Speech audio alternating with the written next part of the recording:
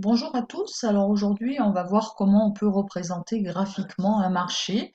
Ça c'est quelque chose que vous avez déjà vu en seconde normalement. Alors je vais reprendre quand même tout depuis le début.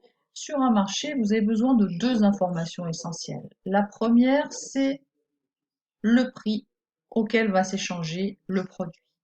Et puis la deuxième information essentielle, ce sont les quantités qui vont s'échanger sur le marché. Alors, qu'est-ce que ça donne finalement sur la représentation graphique d'un marché? Eh bien, on va retrouver en abscisse, ici, on va retrouver donc les quantités, et puis en ordonnée, on va retrouver les prix. On a deux types d'acteurs sur un marché. On a tout d'abord ceux qui produisent, ceux qui offrent des biens sur ce marché, autrement dit les producteurs, qu'on va représenter par cette courbe ici, qui est la courbe d'offre. Et puis on a un deuxième type d'acteurs qui sont de l'autre côté les individus qui demandent des produits sur le marché, autrement dit les acheteurs, les consommateurs. Et comment se détermine le prix sur un marché? Eh bien, tout simplement en fonction de l'offre et de la demande. Et on a ici un point d'intersection qui va nous permettre de déterminer ce qu'on appelle le prix d'équilibre. Donc, le prix se détermine sur un marché en fonction de l'offre et de la demande. Une autre manière de le dire serait de représenter les choses de cette manière. Vous avez une balance, l'offre, la demande, qui vont avoir un impact sur le niveau des prix.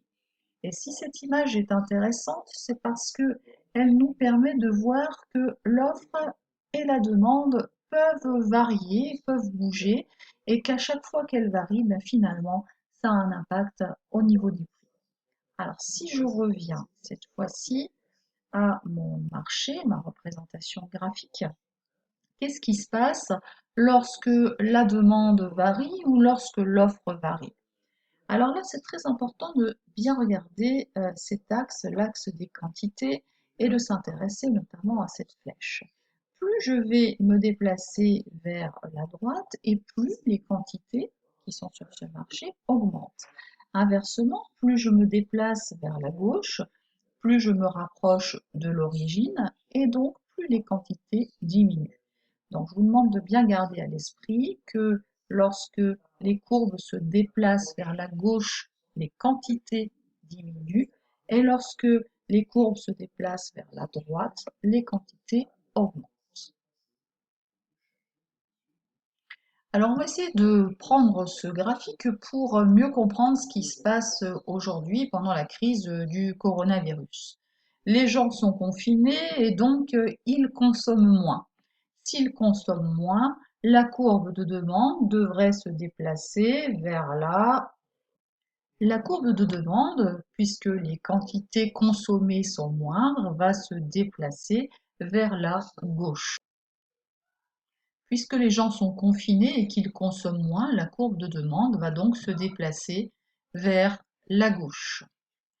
Ça va avoir une incidence sur le prix d'équilibre. Le prix d'équilibre va changer. On était ici au point d'intersection. Cette fois-ci, le point d'intersection se situe ici, toujours à l'intersection entre l'offre et la demande.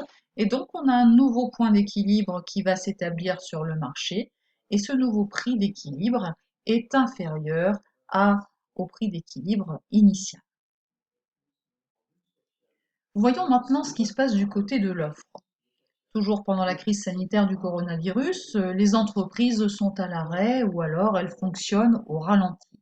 Donc l'offre va, puisque les entreprises fonctionnent au ralenti, l'offre va diminuer, ce qui implique un déplacement de la courbe d'offre vers là. La courbe d'offre va donc se déplacer vers la gauche. Et on va donc avoir un nouveau prix d'équilibre qui va s'établir. Et ce nouveau prix d'équilibre sera supérieur au prix d'équilibre initial.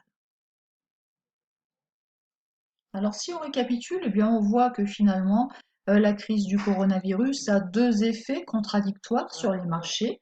Le premier effet, c'est que ça fait baisser la demande des consommateurs Et donc, puisque les consommateurs demandent moins, et bien du coup, les prix ont tendance à baisser.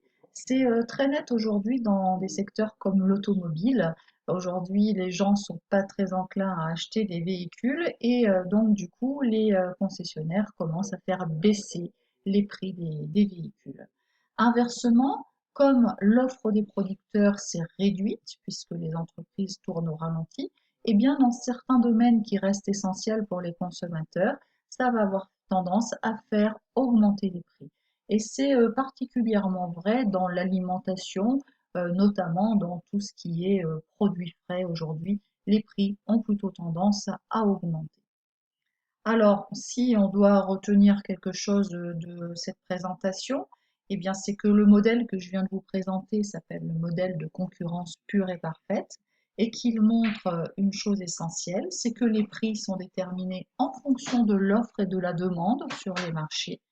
Ça, c'est intéressant parce que ça va nous permettre d'anticiper, de prévoir les variations de prix lorsque l'offre ou la demande varie.